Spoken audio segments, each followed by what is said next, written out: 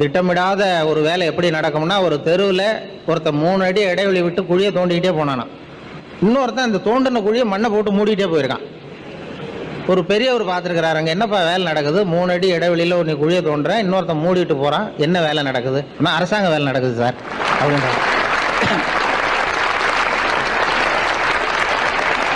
அரசாங்க வேலைன்னா அர்த்தம் இல்லாமல் இருக்கப்பா.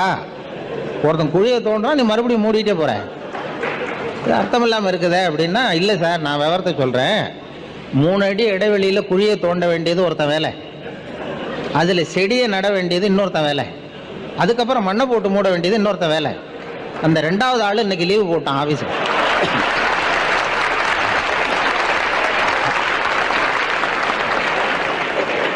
அதுக்கு நான் என்ன சார் பண்ண முடியும் அப்படின்னு எங்கள் அதிகாரிகிட்ட சொன்னால், நீ ஓன் டியூட்டியை ஒழுங்காக பாரு, அடுத்தவனை பற்றி ஏன் கவலைப்படுற?